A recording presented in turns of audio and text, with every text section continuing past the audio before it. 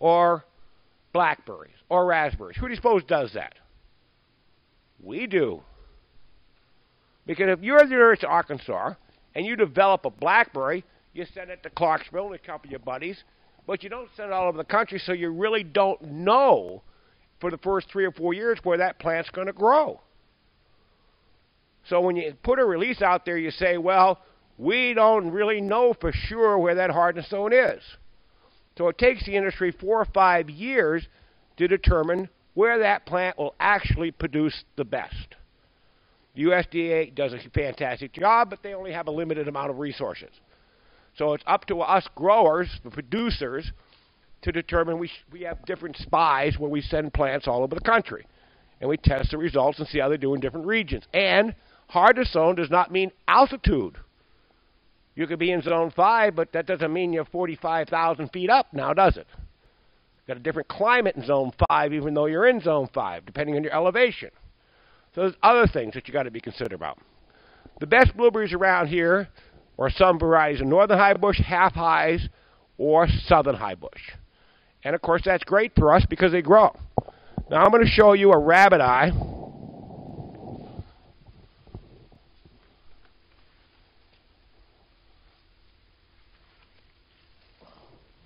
This is a 3-year-old rabbit eye right here. As you can see, it looks a little bit different from a regular blueberry bush.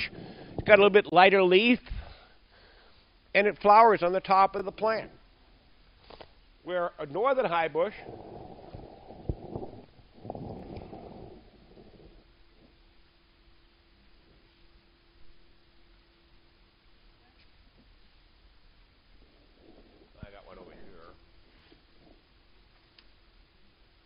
looks very similar to a southern high bush. Now this is a southern high bush, but it looks exactly like a northern high bush.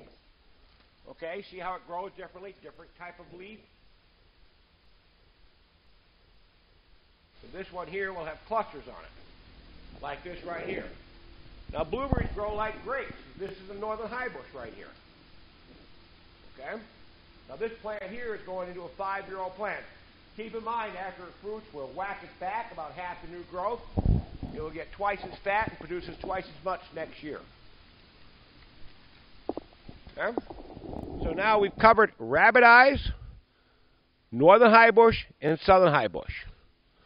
Now the most important thing in planting blueberries or blackberries in Arkansas is your water. And you're going to have a drip irrigation system. Do not use overhead watering. Why? They attract birds. Plus the fact you need to conserve your water. Now we use overhead in the nursery. That's because we're in the container. But in your nursery, in your farm, you want to set up a drip system, which does not require a lot of water pressure, and it's relatively inexpensive. Now here, we also are using a nifty little product. Remember what I did here? We're using moisturizer. Now remember what I did here? You see this? Each one of those pellets that I put a tablespoon in there, expands 50 times its size. And when it expands with water. You put a tablespoon in the hole and it will stay there for 7 years. And it cuts your watering requirement in half. Now, gardening is a continual learning experience, so we played with different things. We do a lot of research around here. So we got a tomato plant up there in a pot. You see that pot up there? Audrey, how long has that tomato plant been in that pot? A month? About a month, if that. And how big was that plant when you planted it, Sarah? 4 or 5 inches, Audrey? Not that, but that's been in there about a month. Now I want you to look at that plant real close. What do you see different about that plant? It's only a month old, and it was one little tomato plant a month ago. What's different about it? Color tones are excellent, aren't they? What else is different about it? Bushy, yeah. Well, take a close look at the stalk. Yeah, it's like a tree, isn't it? Why? Anybody know why? Well, we figured out, gardening is a continual learning experience. We're not that smart. We keep learning, trying this, trying that. Well, we run about 300,000 gallons of water out here. That's a lot of water. And our farm across the street's 100 gallons a minute. So we decided, well, we got to start thinking about this water thing here, particularly what happened in Texas last year. So we played with this, and we actually put a tablespoon in each one of our plants, and it popped each one of our plants out of the ground. Well, we finally figured we couldn't put it at the bottom of the hole. We had to put it around the hole. Well, during that process, we figured out something else. When you fertilize a plant, it takes water and temperature to activate fertilizer. Everybody knows. Well, not everybody knows that, but you got to have water and temperature. Well, what happens when you activate the fertilizer? It goes down through the soil past the roots. Doesn't do any good. That's why you see those pale lawns out there if you get too much water on them. What this product does, it stops the fertilizer and keeps it right by the hair roots. So we get 40% increase of our fertilizer. Well, wait a minute here. No, that's not all. Sound like I'm selling that commercial there, where you get free this and free that, for that $19.99 on the no. But anyway, I didn't do a commercial. But the magic of this product isn't about the water, and it isn't about the fertilizer. Every time it waters, it contracts. And because it's down there by the hair roots, it gives the plant better aeration. Because plants are just like people. If you got good roots, you got good folks. And it's about the roots. What that does, it expands the ability of the hair roots to absorb and grow. And when you plant a plant in the soil, think of putting on a shoe that's 2 sizes too small. And as your foot grows, you got the same size shoe, don't you?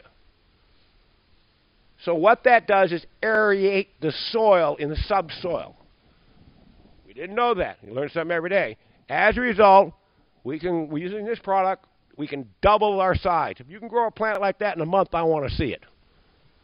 Yes, ma'am. It's a secret. No, it's called Soil Moist. And it's a hot, hot commodity. Most people don't even know it exists. And if they know whether they exist, they've been using it for the wrong reason. The product is marketed to conserve water. Yeah, it does. But that's just the side effect. Plants are about water and roots. You got to have root development to have a quality plant. Water is not going to do it. You water something without fertilizer, so what? Doesn't do you any good to just water. You got to have a combination of things. So we have found we don't plant anything in the ground unless we use moisturizer. Period. It's insane. And obviously proof is in the pudding. Yes, ma'am. What if you've already got some plants in the ground? Can you still use them? Yes, you can. What you do is you take a stick or a piece of metal pipe, what's it called, contort, metal, you stick some holes in there, push it in there, and that's that around the plant. Yes. You use all kinds of stuff. If you put it on the garden, it'll stay there for 7 years. You till in there, you get twice the yield out of your garden. We're even working a way to inject it into a hayfield 3 inches down. You imagine if you get 3 crops of hay? Yeah. Particularly after last year, let me tell you, people fall over themselves. Particularly at $75 a bale. That's assuming you had any hay. Yes, ma'am. Yes, ma'am. Well, that's a gallon. I just put a tablespoon in that. Not even a gallon. I could put more in there. See, we filled. Remember, we just put the whole thing there. Okay, We could put more. Well, Well, we'll deal with that later. No, that's not a secret. No.